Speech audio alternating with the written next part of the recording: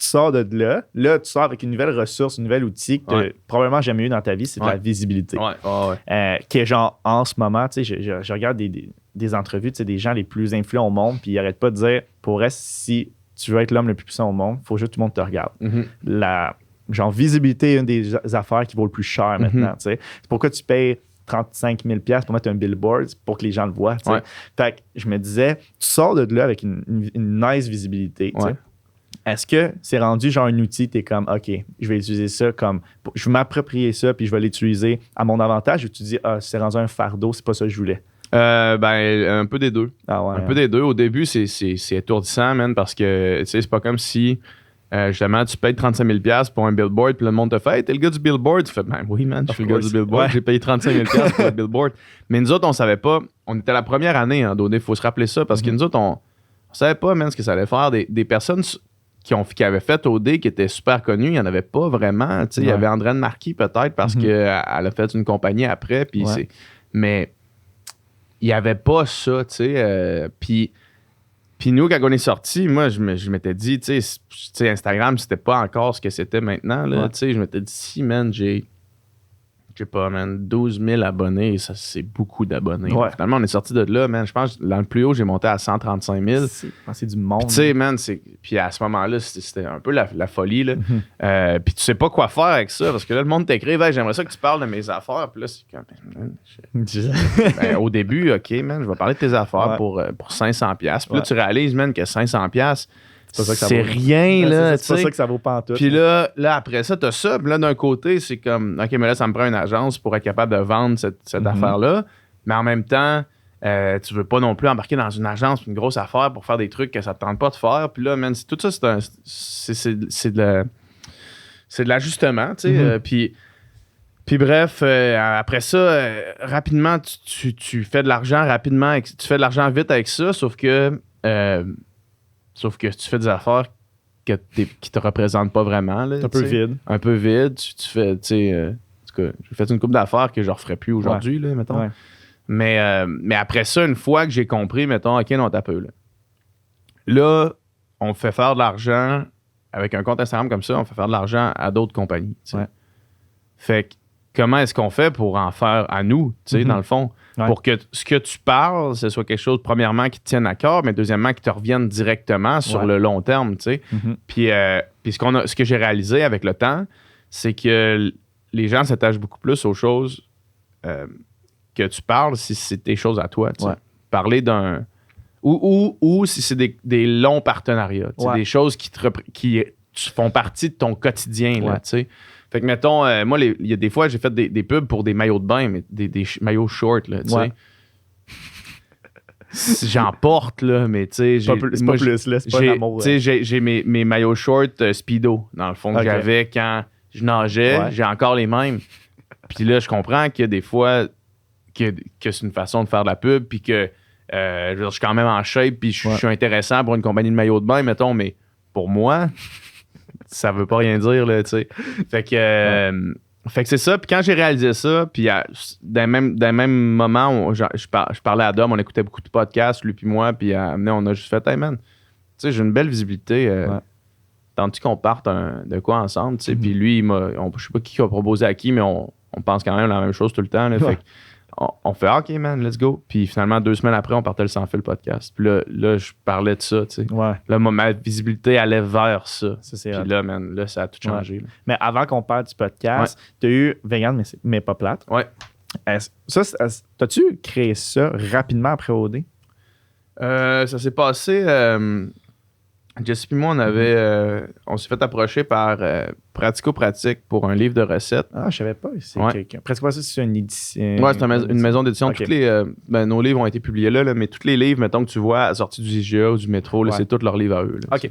Genre 5 ingrédients en 15 minutes, ça affaire-là. Ouais. Ils nous ont approché pour faire un livre. On a décidé de l'appeler Vegan mais pas plate. Puis c'est de là que c'est parti. Après ça, il y a comme eu une autre couple de trucs qui ont découlé de ça. Là, puis là, évidemment, au début, c'était juste un livre, fait qu'on était en tant qu'auteur, mais là, on s'est incorporé pour essayer de lancer d'autres produits, dans le fond. OK. Puis c'est ça, je voulais savoir, est-ce que quand tu as commencé ça, tu t'es dit, OK, là, c'est ça maintenant mon main goal. Je deviens genre j'aime pas la comparaison, mais le Ricardo vegan. Genre, c'est ça maintenant mon brand puis tout ça, ou tu disais genre, je sais pas ce que ça va donner, j'essaie, puis si ça marche pas, ça marche pas. Ben, je pense que c'est dur parce que, mettons, le succès de Vegan mais pas plate du premier livre, mettons,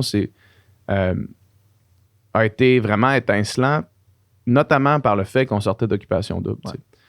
Puis que notre face était encore proéminente sur le livre. Ouais. Tu voyais le livre, tu nous voyais nous, tu pensais à OD, puis tu nous as aimé à OD, puis il y a beaucoup de monde qui ont voté pour nous autres quand même. Fait que là, ils achetaient le livre. Ouais. T'sais. Après ça, de devenir une référence, pas mal plus compliqué, puis ça demande pas mal plus de travail. T'sais. Puis une référence pour quelque chose qui est pas mettons qui est pas ce pourquoi le monde te connaisse. Ouais, je comprends. Tu sais, puis quelque chose aussi, tu sais, mettons Ricardo, c'est un chef, Jean-Philippe de la cuisine de Jean-Philippe, mettons, qui a un peu la place du Ricardo vegan, c'est un chef de formation. Marie-Lou de 3 fois par jour, c'est pas une chef, sauf que elle puis Alexandre, son ex à qui on lancé 3 fois par jour, Alexandre Champagne, il travaillait même 60 heures par semaine à prendre des photos de cupcakes. Tu sais. Puis là, nous autres, t'arrives, mettons, tu sors d'OD, t'as cette visibilité-là, le premier livre se vend ici. Ouais. Puis pour être capable de rebuilder l'affaire, il faut que tu reviennes en bas. Il faut que tu recommences à faire le travail pas payant, pénible, long, d'apprentissage. Puis ça, c'est tough parce que, tu sais, nous, avec le premier livre, on est encadré, nos recettes sont prises en charge. Tu sais, nous, on écrit les recettes, on donne les idées de recettes, tu sais, puis encore une fois, il n'y a aucune recette qui est nouvelle au monde entier, là, tu sais, on en parlait l'autre fois, je pense, là. Mais tu sais, tu donnes un twist à une recette X ou Y, ou tu changes un ingrédient ici et là, puis tu prends des recettes que tu avais avant, que tu véganises, tu sais. Puis il y a des chefs qui repassaient par-dessus, une équipe qui prenait une photo. Mais là, quand tu es tout seul dans ton appart, tu n'as pas d'appareil photo, tu n'as pas de setup pour prendre des belles photos de bouffe, tu sais pas comment ça marche. Alexandre Champagne n'est pas là. Non, c'est ça. Exact. Puis même lui, en commençant, il n'était pas le meilleur. C'est juste qu'il en a tellement pris qu'il a développé ce skill-là. Sauf que là, tu te dis, OK, je pourrais prendre un contrat sur Instagram pour de quoi qui me ressemble vraiment, faire 5 000$, boum, en un après-midi de travail. Ou bien passer 60 heures par semaine à prendre des photos de pâté au poulet vegan. C'est intéressant. Qu'est-ce que je fais? Je fais quoi avec mon temps? Parce que là, oui, builder quelque chose, tu dis oui, mais tu travailles pour la suite des choses, tu construis quelque chose. Est-ce que c'est là que notre temps est le mieux investi? Puis est-ce qu'on ne ferait pas mieux de construire quelque chose qui est plus proche de ce qu'on a déjà? Parce que, mettons, n'importe qui veut se lancer en affaires va te le dire, qui paierait cher en tabarnak pour avoir un compte à 130 000 abonnés, mettons, de gens qui te suivent. Fait que tu te dis, OK, est-ce qu'on repart une page Facebook de 0 personnes pour de la bouffe alors que le monde nous connaisse comme personnalité publique? Mais la réponse, tu sais, c'est un peu en posant la question, tu y réponds parce que moi, rapidement, on a réalisé, c'est comme, OK, non, check, je suis pas sûr qu'on veut passer 60 heures par semaine à travailler sur un blog de bouffe, là, alors qu'on est tous les deux pas chefs. Puis nous autres, dans le fond, ce qu'on fait, c'est qu'on peut donner de la visibilité à des trucs véganes. Puis c'est là que tu vas. Puis après ça est venu les plats surgelés, qui là étaient une façon plus ludique un peu de manger vegan. Puis c'était moins, ça nous impliquait moins en tant que chef. Là, c'était pas nos recettes. Puis c'était clair que c'était pas nos recettes. C'était on avait ces idées de recettes-là, mais c'est clair qu'il y avait un chef qui travaillait sur ces affaires-là. Puis tout.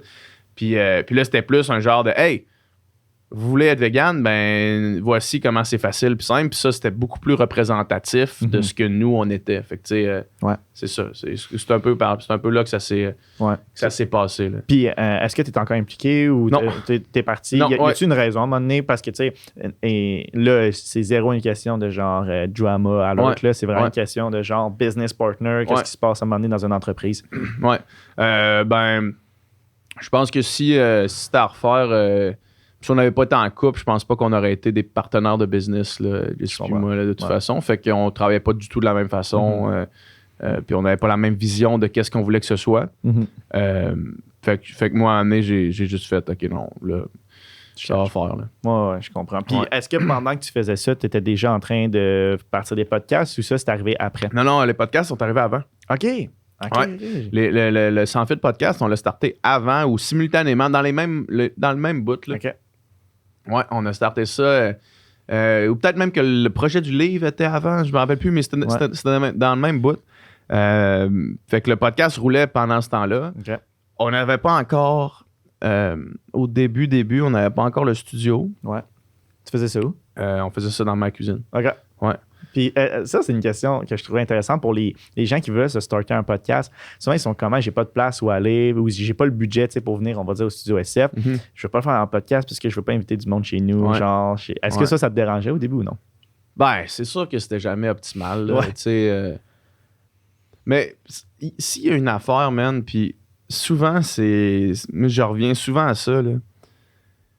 Ça va jamais être parfait, man, quand tu vas starter, là. Mm-hmm. Ça va jamais être parfait. Ouais. Puis même plus tard, là, même maintenant, là, au début, on s'assoit, on fait « Chris, y a-tu un buzz dans le micro? » Puis on va régler ça après, là, c'est pas un problème, sauf que il va toujours avoir quelque chose, man. Ouais. Puis si t'attends qu'il n'y ait rien, tu lanceras jamais tes affaires. Non, c'est ça. Nous autres, on s'est dit, on part-tu un podcast, 2 semaines après, Lisanne Nadeau était dans notre cuisine, dans ma cuisine, puis on faisait un podcast. Ouais. 2 semaines après, le temps que j'écrive, puis elle disait OK, puis qu'elle vienne. Puis, c'était pas votre premier invité? Notre premier invité.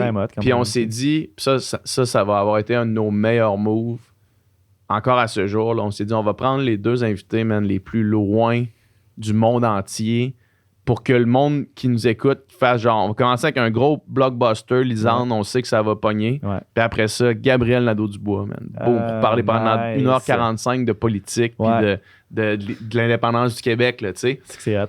Puis là, on s'est dit, c'est comme ça qu'on va lancer le truc, tu sais. Puis, sauf qu'évidemment, t'invites ce monde-là chez vous, tu sais, t'invites Mike Ward chez vous, t'invites Patrick Sénécal chez vous, t'invites, tu sais, India Desjardins, ce monde-là qui sont des idoles pour moi, qui sont dans ma cuisine, mais en même temps, si on l'avait pas starté dans la cuisine, tu le fais pas, tu sais, puis tu loues, tu sais, ici, puis c'est un peu pour ça qu'on a voulu faire le studio SF. Ouais. Les gens peuvent venir ici, man, louer à un prix très raisonnable, puis enregistrer un podcast, tu sais, sans être dans leur cuisine, puis s'assurer que la qualité soit là déjà. C'est un job qui est plus facile à faire. Clairement. Parce que nous autres aussi, fallait qu'à chaque fois, on monte puis on démonte le setup, man. À chaque fois, si tu regardes les vieux podcasts, là, on est tout le temps en train de regarder les cams parce qu'on avait tourné les moniteurs vers nous autres. Ouais. Puis parce que les cams, on voulait toujours s'assurer qu'ils roulent parce que ça nous est arrivé une fois de perdre une cam. Mm-hmm. Puis on a juste une cam wide qui nous montre les 3. Je pense que c'est le podcast avec... je pense que c'est Patrick Sénécal, justement. Mon père, on a perdu la cam sur sa face à lui. Puis là, après ça, tous les autres podcasts, on regarde les cams tout le temps. Là. Ça, là, je pense que je l'ai jamais dit, là, mais je suis allé chez Guillaume Dulude. Mm-hmm. Faire un podcast avec, tu sais, puis il est occupé, Guillaume, tu sais, puis je lui demandais vraiment une faveur, puis il était quand même pas de ça. Il était dans son pic, il venait de passer à Tout le monde en parle, puis son livre était genre best-seller, puis j'étais comme, ah man, c'est vraiment gentil. Il est quand même pas de stress. Il me dit, on fait ça dehors, ça va être hot. Là, je suis là, fuck yeah, on fait ça dehors. Là, je nous mets des micro-cravates. Ouais. La cam, on venait avoir un problème avec notre cam. C'est nos batteries, dans le fond, nos caméras. Il disait, exemple, 4 barres, puis dans le fond, elle était morte. Ouais. Puis, à un moment donné, je check. Man, ça n'a pas roulé. Là, je check. L'autre caméra, genre, puis les mics étaient branchés sur l'autre. J'ai tout scrappé le podcast avec Guillaume. Man. Tout. J'ai dû l'appeler et dire, ouais, non, c'est ça. Tu sais, quand je suis venu chez vous, j'ai dormi chez vous, tu m'as fait de la bouffe, puis tout ça. Ben, ça n'a pas marché. Je me sentais tellement cave. Fait que là, maintenant, je suis tout le temps genre, ça roule dessus. Fait que je cache le feeling, là, 100%.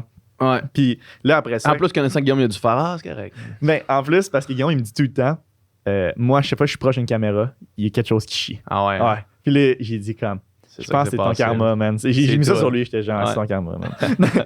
Puis quand tu as commencé à faire les podcasts, est-ce que le premier, ça comme genre 50 000 views ou parce que tu sais, c'est quand même une bonne formule. Là, t'as parti le podcast quand même dans une formule presque parfaite. Là. Tu venais à avoir une grosse visibilité. Tu invites quelqu'un qui a une aussi grosse visibilité. Même si c'est dans ton salon ou un studio, je pense que ça n'a pas changé grand-chose. Non. Ça a-tu bien parti? T'étais-tu content? Ouais, on était vraiment contents. On est retombé sur terre rapidement quand même, là, parce que il y a une couple de personnes comme ça au Québec qui ont une crowd qui vont les suivre, man, jusqu'à la mort. Là.